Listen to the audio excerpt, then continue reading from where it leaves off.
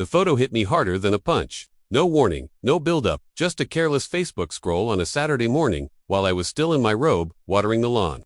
The coffee machine hissed behind me, sun barely cresting the fence. Ordinary, safe, until my phone buzzed. That was Alice, my wife. At least. That's what I still called her at the time. The post was tagged in Dallas, where she was supposed to be attending a sales conference. In the picture, she stood beside Bryce, the golden retriever of her office. All grin, no backbone. He had one arm slung across her shoulder, the other holding 2 cocktails. She leaned into him like they were posing for an engagement photo, her hand resting on his chest. The caption, "My real partner. #workies, 2 hearts, 57 likes, 16 comments. Love you too. Office goals." Finally, just say it already. I stared at the screen, laughed once, a dry, empty sound that cut itself short in my throat. Not because it was funny, because disbelief needs somewhere to land before it hardens into something else. I didn't text her, didn't call, didn't rage. Instead, I walked inside, poured the last of the coffee, opened the drawer beneath the counter, and slid out a beige folder. My lawyer called it clean and aggressive. Petition for divorce. Disclosures, property division, all ready. I'd prepped it weeks earlier after overhearing her late-night whispers in the laundry room. If only you weren't married. I laid the folder on the kitchen table. Then I returned to my phone, looked at her caption again, and typed a single comment under it. Congratulations. Divorce papers are on the kitchen table. Posted, logged out. Then I went back outside and finished watering the grass. The sprinkler hissed steadily, like nothing had changed. But it had. That was the moment the clock started ticking for her. Not for me. She rang that night, right on cue. Likely after one of her friends texted, Alice, check Facebook." Her voice was sugar-coated, a performance I'd heard before. "Hey babe," she said too brightly. "I saw your little comment. You're not actually mad, are you? It was a joke. Everyone at the office does that, work husband, work wife. It's just for laughs." I let her talk. Let her spill excuses and giggles into the silence. It's remarkable how much rope people give themselves when they don't realize they're tying the noose. "You're being dramatic," she pressed on. "It's just Bryce, you know how he is, harmless." Finally, when her breath ran out, I spoke. "Check the kitchen." The silence that followed was clean. "Surgical," she laughed nervously. "Oh my God, you're joking, right? You didn't actually." I didn't reply. Her laughter thinned, the edges fraying. "You're such a dork sometimes. Seriously, this is overreacting." But I remembered her whisper at 11:37 p.m. 3 weeks earlier, hiding in the laundry room. "You looked so good today in that gray shirt. Imagine if we didn't have to sneak around." That was the night I called Marcus, my lawyer. He told me 3 words. Start gathering quietly. So I had. Now, I ended the call with 3 of my own. "Take care, Alice." Click. I pictured her standing in the kitchen, staring at the beige folder, blinking at the seal, realizing there was no warning, only consequence. Monday, 9:14 a.m., I logged into a burner Gmail account. Attached was a screenshot of her post. Alice draped over Bryce, caption glowing like a neon sign. "My real partner." My comment beneath it, cold as marble. Subject line, "Inappropriate conduct. You decide." The message was short. 2 sentences. "Not sure what your internal policies are, but this photo appears to have been taken during company time, at a company-sponsored event, and seems to involve a supervisor making public claims about a romantic relationship with a subordinate. I'll leave the interpretation to you." No signature, no trace, just evidence. Send. Then I closed the laptop and went to trim the hedges. Birds chirped, the neighbor waved, life went on. But beneath it all, something had already shifted, a quiet rumble she wouldn't hear until it was too late. By noon, her Facebook post was gone. By 3 p.m., Doe, my friend in her IT department, texted me, "Bro, HR just opened a case." Boom. That evening, while she crafted apologies in a hotel room, I sat at the kitchen table with a legal pad and a glass of scotch. Each item on my checklist was a bolt being pulled from the structure of our marriage transfer Impadrata Satu K into a living trust. Done. Change life insurance beneficiary. Done. Separate bank accounts. Done. Cancel her authorized credit cards. Done. Every form signed was less about spite, more about architecture. A system being dismantled piece by piece, quietly, surgically, and she still thought a teary phone call would fix it. She came home a day early. I knew she would. People delay their arrival only when comfort is waiting at the other end. When it's dread, they rush home, as if proximity could patch what time already tore apart. I was on the porch when the Uber rolled up. She stepped out in oversized sunglasses, dragging her carry-on like it owed her money. She was already on the phone. "I just think we should talk in person." Then she froze. The key didn't turn. She tried again, jiggling it with the practiced impatience of someone used to doors always opening for her. Knocked once, then twice. I stayed seated, sipping from a glass of water with lemon, like a man watching the weather change. "It's been changed," I said flatly. Her phone dropped from her ear. "What?" Are you serious right now? I didn't move, yes? The silence stretched. She gave a sharp laugh, the kind meant to summon an audience. You can't just lock me out of my own house. Not your house, I corrected. Ours for now. Her voice pitched higher. This is crazy. You're overreacting to a caption on social media. Do you realize how childish this looks? Check the table. She blinked. I already saw your stupid folder. You can't be serious. This is some kind of performance, right? The sprinklers clicked on in the yard beside us. A hiss of water filled the pause. She dropped her bag on the porch, hands on hips, shifting to her usual defense confidence, or at least the illusion of it. You've embarrassed me in front of my coworkers. Do you get that? Everyone saw your little comment. I had to delete the post because of you. I leaned back in the chair, crossed one ankle over the other. You embarrassed yourself. I just added a caption to the picture you painted. Her lips parted, but nothing came. Then, like a wounded animal searching for escape, she snapped into a new tactic. Listen, let me in. We'll talk. This isn't something to air out in the yard, like white trash. Neighbors are watching. I smiled faintly. Let him. Her phone buzzed again. She glanced down, trying to disguise it, but I saw the name flash across the screen. Bryce. She turned the phone face down. It's just work. I didn't respond. Didn't need to. The silence worked better than any accusation. Finally, she crouched to open her carry-on, rifling for something, probably a charger. Maybe the bottle of wine she used to bring home after these trips, as if gifts could erase absence. When she realized I wasn't moving, she stood, exhaled sharply, and pulled her sunglasses off. Her eyes were bloodshot. Not from crying, I knew her well enough to spot the difference. From lack of sleep. From spinning lies into excuses until she believed them herself. Okay, she said slowly. If this is what you need, fine. You want a show of power, you got it. Feel like a man now. I tilted my head. No. I feel prepared.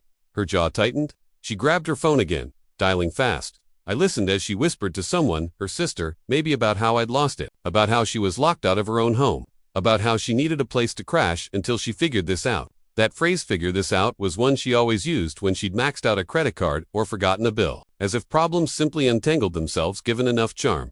I let her finish the call, watched as she dragged her bag back down the steps, heels clicking angrily against the concrete. Before sliding into the Uber again, she looked at me one last time. You're going to regret this. I raised my glass slightly, like a toast. Maybe, but not today. That night, I walked through the house slowly. The silence was heavy, but not suffocating. More like clean air after a storm. I checked the locks, set the alarm, and sat in the kitchen with a yellow legal pad. One column read, what she expects. The other, what's actually happening. In the first column, I listed everything I knew. She'd assumed that the joint account still held our full savings, that her credit cards would work tomorrow, that her access to my car app was still live, that her name was still on my life insurance. In the second column, I checked off what had already been changed. It looked less like a list of punishments and more like blueprints. Architecture of an exit she couldn't block. At 11:32 p.m., Marcus, my lawyer, called. His voice was steady. Like always. You moved quickly. Good. But don't overplay your hand yet. Let her keep thinking this is just a fight. I nodded, though he couldn't see it. She still believes it's theater. Good. That means when the floor falls out, she won't know where the hole came from. After we hung up, I poured another glass of water and walked into the garage. The old filing cabinet still sat against the far wall. Inside, a folder of receipts I'd kept over the years, plane tickets, hotel invoices, suspicious dinners labeled as networking. I slid them into a new envelope, wrote a single word across the front, assets. Not financial ones, human leverage. The next morning, the phone calls began. She started light. Can we talk? Then firmer. You're being unfair. By noon, sharper. My lawyer says you can't just cut me off like this. Each message I ignored was another nail in the coffin she couldn't see yet. I did reply once. Just one line. No greeting, no sign-off. Everything is in motion. That was all, and I knew the silence that followed on her end was panic. By evening, I got the message I had been waiting for. From Dawn, my contact at her office. Screenshot attached. Her inbox, subject line, glowing red. HR compliance inquiry urgent. They'd flagged the photo. They'd flagged my comment. They'd flagged the relationship. Her real partner, her real problem. I printed the screenshot, slid it into the assets folder, and closed the cabinet drawer. Then I stood there for a long time, staring at the steel handle, feeling the weight of inevitability settle around me. This wasn't revenge. Not yet. This was foundation. And foundation, built properly, doesn't crack. The email arrived at 12:03 p.m. on a Tuesday. Subject, HR compliance inquiry, urgent, from corporate ethics team. The language was clinical, almost sterile. We've become aware of recent content shared online that may constitute a breach of professional standards during a company-sponsored event. Translation, we've caught you. And now, we're building the gallows. Don, my friend in her IT department, forwarded me the screenshot with a single text. This is real. They're opening a case. I printed the email in black ink, 3 copies, slid one into the assets folder, and tucked the others into the safe. Preparation wasn't paranoia, it was choreography. That evening, Alice called again. Her voice was frantic this time, the syrup long gone. Did you send something to HR? I let the silence stretch. Silence, I'd learned, is an instrument. The longer you play it, the more they unravel. I know it was you, she snapped. Nobody else would have cared that much. Still, I didn't speak. Her tone shifted, desperate now. This is my career. You don't understand. If they fire me, everything collapses. The house, the insurance, everything. You'll go down with me. Finally, I said, not everything collapses. Just your version of it. Click. Wednesday morning, I was in the garage, reorganizing a drawer of rusted drill bits when Don called again. His voice was low, like he was whispering from a confessional. Man, it's worse than I thought. They pulled security footage from the hotel in Dallas. She and Bryce checked in at the same time, same desk, same floor. They used her corporate card for the room upgrade. I stayed silent, waiting, and her boss saw it. He's furious. Said she never disclosed anything. Integrity campaign and all that. There it was, the perfect storm. Not just cheating, not just humiliation. Professional betrayal. The kind that leaves a stain too big to wash out. I asked a single question. When's the HR meeting?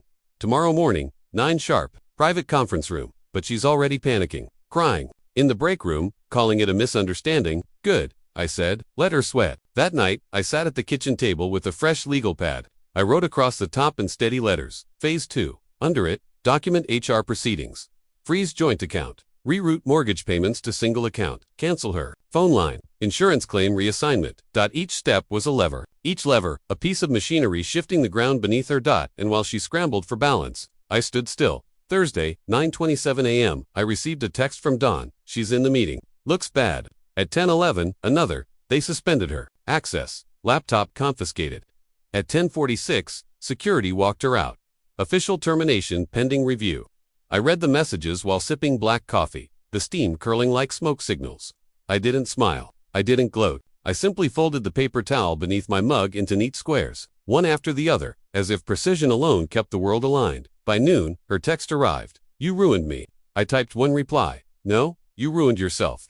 I just turned on the lights. That evening, the garage felt quieter than usual. Tools lined the pegboard, shadows stretching long across the floor. I unlocked the filing cabinet, slid out the assets folder, and added the printouts Don had given me. The HR inquiry, the security footage log, the confiscation notice. The folder was getting heavier. Evidence doesn't shout. It waits, she showed. Up on the porch again that night, no sunglasses this time, just red eyes and a crumpled jacket. She knocked 3 times, then pressed her forehead against the glass of the door. Please, she said, her voice cracked. We can fix this. It was stupid. It was meaningless. I stood in the hallway, arms folded, watching through the glass. I didn't open the door. Do you know what they said about me today? She whispered, though her words were sharp enough to cut. They called me unprofessional. A liability. After 20 years, that's all I am now. Because of one mistake. One, I asked, finally opening the door halfway. She froze. One mistake is forgetting to lock your car, I continued. One mistake is leaving the stove on. This was a pattern. You just didn't notice I was keeping track. Her mouth opened, then closed. She searched for words, found none, and finally whispered, I have nowhere to go. I handed her a small envelope. Inside was a prepaid debit card with just enough balance for a week at a motel. Nothing more. This will cover the gap. I said after that, you're on your own. Her hands shook as she took it. She wanted to argue, to spit venom, but exhaustion had hollowed her out. She turned and walked down the steps, shoulders slumped, suitcase dragging behind her. I watched until the cab lights disappeared down the street. Then I shut the door. Later that night, Marcus called again. His tone was brisk.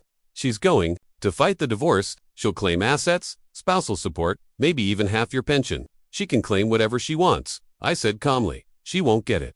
Why are you so sure? I opened the filing cabinet, pulled out the assets folder, and looked at the growing stack of documents inside, because the only thing she ever underestimated, I said, was how prepared I am. The next morning, I drove past her office building. She wasn't there, of course. Her badge wouldn't open the doors anymore. But I watched employees file in heads down, coffee in hand. Ordinary lives, ordinary routines. They didn't know her name was already erased from the directory. I parked for a while, staring at the glass facade. She used to boast about that building, calling it her second home. Now it wouldn't even let her inside. Tot poetic. I drove home, pulled into the garage, and sat in the truck with the engine off. The silence hummed around me, steady and unbroken. I didn't feel triumph, not even satisfaction, just inevitability. That evening, I poured myself a glass of water, sat at the dining table, and wrote another heading on a new sheet of paper. Phase 3, because her job was gone. But this was only the beginning. The first text about money arrived on a Monday morning at 7:43 a.m. Alice, hey, the joint account login isn't working. Can you check? I didn't reply. By 8:15, another. Alice, seriously, I need to pay the credit card bill. Did you change something? Yes, I thought.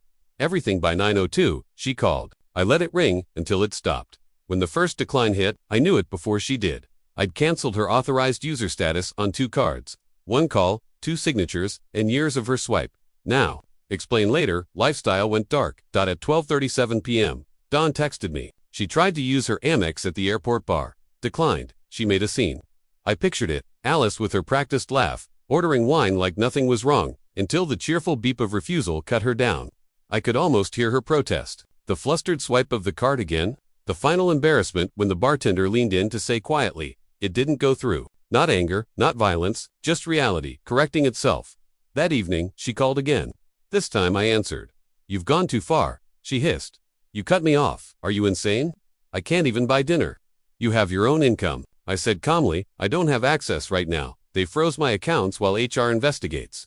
My card got declined today in front of everyone. Do you know how humiliating that was? Yes, I said simply. Her voice cracked. I can't live like this. You'll adapt, I replied, then ended the call. Tuesday morning, 10:11 a.m., Marcus sent me an update. He'd filed motions to move all mortgage payments through my separate account. On paper, it was still joint, but control was mine alone. The house wouldn't slip into her grasp. At 2:04 p.m., another text from Alice. Why can't I log into the mortgage portal? It keeps saying invalid credentials. I typed back, because they've changed. 3 minutes later, she replied, you can't just do that.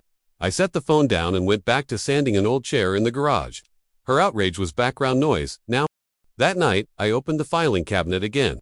The assets folder had thickened HR inquiry, security footage log, credit card declines, mortgage reassignment paperwork. I slid in a new document, the updated life insurance policy. She used to be the beneficiary.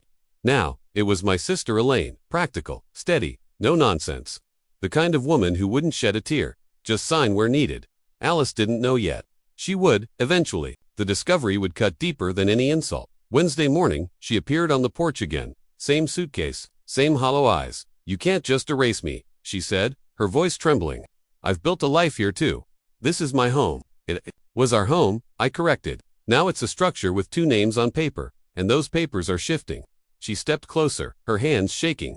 I don't understand why you're being so cruel. You used to be kind. What happened to you? I looked her dead in the eye. You happened. The words landed like stones. She staggered back, pressing a hand to her chest, as if they'd pierced something vital. But I didn't flinch. She turned away, dragging the suitcase down the steps, muttering to herself like someone trying to rewrite a script already printed. Later that day, Dawn called. She tried to get into her work email from a personal device. They flagged it. She's panicking. Keep saying she's sue for wrongful termination. Let her, I said. You don't care if she drags you into it. She can't drag me into anything, I replied. She's already standing on sand. By Friday, she'd realized the depth of it. At 9:15 a.m., I received an email from her lawyer. Predictable language about equitable distribution, temporary spousal support, and reconciliation of assets. Marcus read it first. Called me. They're fishing. Don't bite. They don't know how much you've already moved. Let them fish, I said. All they'll catch is shadows. Saturday afternoon, I walked into the garage with a fresh envelope in hand. Inside, screenshots of her frantic texts, her lawyer's emails, her bank transfer attempts, all documented. Time-stamped, archived. I slid it into the assets folder. The weight of the folder in my hands felt like gravity itself. Alice thought I was erasing her life piece by piece. The truth was colder. I was simply cataloging it, turning chaos into record, betrayal into evidence. Sunday evening, I cooked dinner. Just for me, lasagna, garlic bread, red wine. The table was quiet, the air steady. No fake laughter. No hum of secrets whispered from another room. Halfway through the meal, my phone buzzed. Another message from Alice. You win. Are you happy now? I wiped my hands on the napkin, picked up the phone, and typed back slowly. I'm not finished. She called within seconds, her voice trembling between rage and desperation. What more could you possibly want from me?